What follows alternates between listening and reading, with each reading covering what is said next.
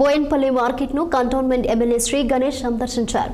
రైతులు, వ్యాపారులు హామీలతో మాట్లాడి వారి ఇబ్బందులను అడిగి తెలుసుకున్నారు. ఉపయోగం లేని పాత టాయిలెట్లను తొలగించి కొత్త టాయిలెట్లు ఏర్పాటు చేయాలని, అలాగే పాడైపోయిన రహదారులను వెంటనే అభివృద్ధి చేయాలని డిమాండ్ చేశారు.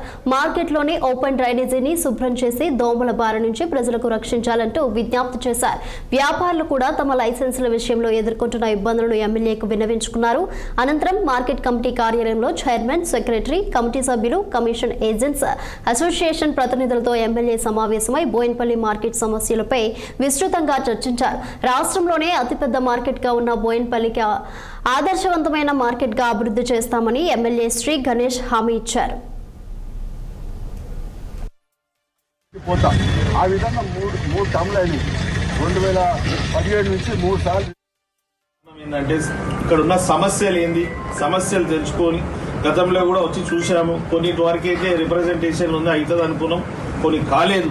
ఇప్పుడు ఖచ్చితంగా ఏదైతే రిక్వైర్మెంట్ ఉందో దాని మీద సిస్టమేటిక్ గా ఇప్పుడు కమిటీ కూడా ముందు ఫస్ట్ టైం వచ్చినప్పుడు నేను వచ్చిన రోజు అయితే అప్పటికి కమిటీకి కూడా కొద్దిగా అవగాహన ఉండదు. ఇప్పుడు అంతా తెలుసుకోవడానికి టైం పడుతుంది కాబట్టి అప్పుడు కూడా నేను కూడా కొత్త ఎమ్మెల్యేనే కాబట్టి నాకు కూడా కొంచెం అవగాహన లేకుండే. అంటే మార్కెట్ చట్టాలు వేరుంటుంది, ఒక్కొక్క డిపార్ట్మెంట్ ఒక్కొక్క చట్టాలు ఉంటుంది కాబట్టి టైం పట్టింది. ఇప్పుడు దీని మీద ఈ రోజు రేపు మంత్రి గారితో మాట్లాడి ఖచ్చితంగా ఇప్పుడు వీళ్ళకి అవసరం ఉన్న సమస్యలు, అవసరాలు ఏముందో అన్ని పరిష్కరిస్తానని కూడా ఈ సభాముఖంగా నేను మాట ఇస్తున్నాను. ఈరోజు ఈ మార్కెట్ లో ముఖ్యంగా రావడం కారణం ఏంటంటే ఇక్కడ ఉన్న సమస్యలు ఏంది, సమస్యలు తెలుసుకొని గతంలో కూడా వచ్చి చూసాము. కొన్నిటి వరకు అయితే రిప్రజెంటేషన్ ఉంది, అవుతుంది అనుకున్నాం, కొన్ని కాలేదు. ఇప్పుడు ఖచ్చితంగా ఏదైతే రిక్వైర్మెంట్ ఉందో దాని మీద సిస్టమేటిక్ గా ఇప్పుడు కమిటీ కూడా ముందు ఫస్ట్ టైం వచ్చినప్పుడు నేను వచ్చిన రోజు అయితే అప్పటికి కమిటీకి కూడా కొద్దిగా అవగాహన ఉండదు.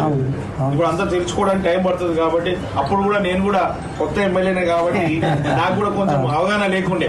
అంటే మార్కెట్ చట్టాలు వేరుంటుంది, ఒక్కొక్క డిపార్ట్మెంట్ ఒక్కొక్క చట్టాలు ఉంటుంది కాబట్టి టైం పట్టింది.